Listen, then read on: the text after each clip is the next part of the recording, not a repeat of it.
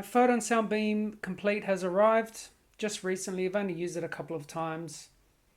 In the next video I'll show you it in use, but this video just go through a few features of it.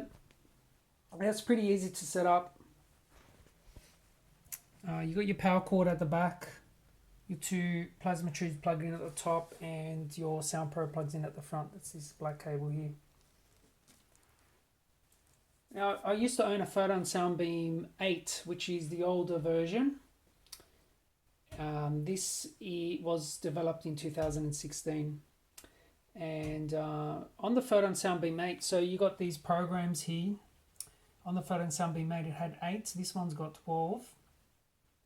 Photon Sound Beam 8 had one set frequency per program. And it would sweep above and below that one set frequency. It had an option where you can push it at the sweep button at the back of the unit, and it would sweep above and below whatever frequency you've set it at. This is a little bit different. This has set frequencies from 3 to 12. They're all the set frequencies, but the sweep function is different in this.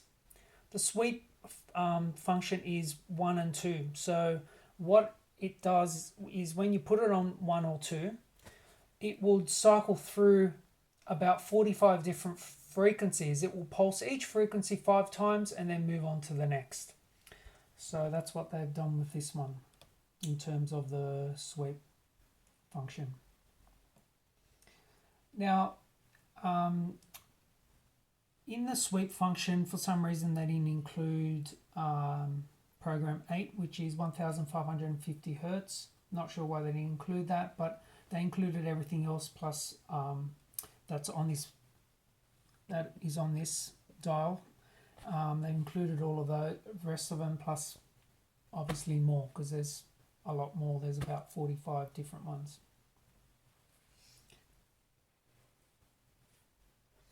Now the intensity dial. The intensity dial, I started at halfway. I've put it up, the most I've put it up to is 8.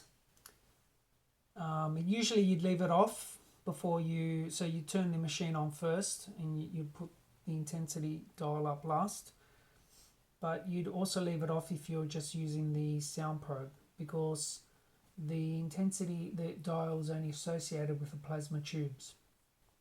So if you're just using the sound probe, which is up there, you would you can have your electrodes plugged in or out, doesn't matter, but you'd leave the intensity dial off.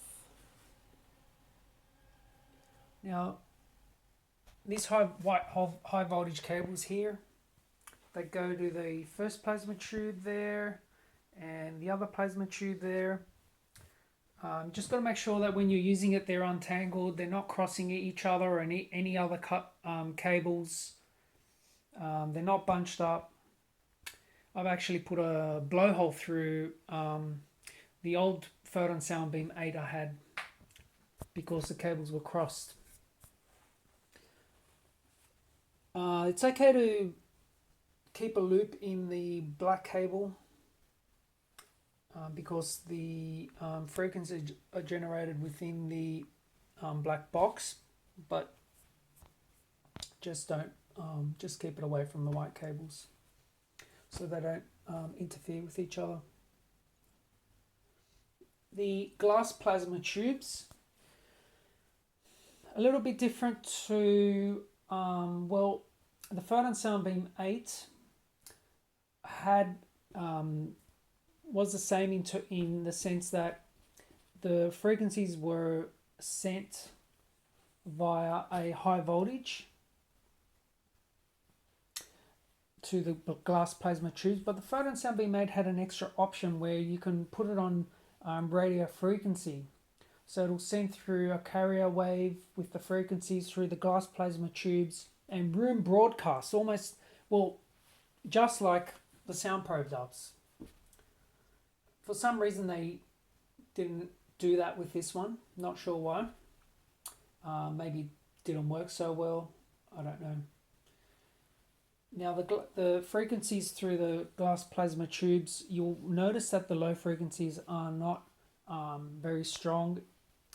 The mid and high frequencies, you'll notice that there's more intensity. They're a lot. You can feel them a lot more when you're holding onto the glass plasma tubes.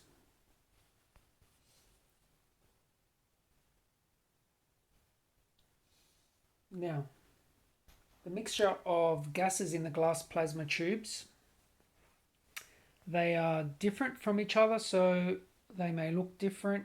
Because I noticed that this probe is purple color. It's brighter than this one, which is a blue color, but they are a different mixture of gases.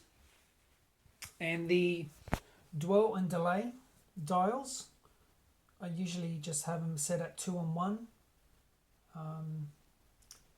because it generally matches the resting heart and breath rate, so I leave them there. You got your infrared button, IR, on and off. I always leave that on because it works simultaneously with the sound probe, so I just leave it on all the time, so I'm getting the benefits of it. They're your infrared lights. They're quite small. Not sure how good it'll work. It's the first time that they've done this, so maybe improved later on. But you'll only notice 2 red lights blinking because the other 2 are invisible to the human eye. And this sound probe itself, it looks quite small. It's actually smaller than the Photon Sound Beam 8, but it has 3 oscillators in it. And the Photon Sound Beam 8, I believe it only had 1 or the most 2. So this one's got 3 oscillators and 3 carrier frequencies in the sound probe. You'll also notice auxiliary. That's for your computer. You can put a cable from there to your computer.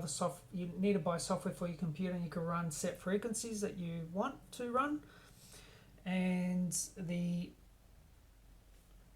button, sound beam, PSB, Photon Sound Beam, zap, and auxiliary toggle switch. So obviously auxiliaries for that. The zapper you generally use if you're feeling sick or sick.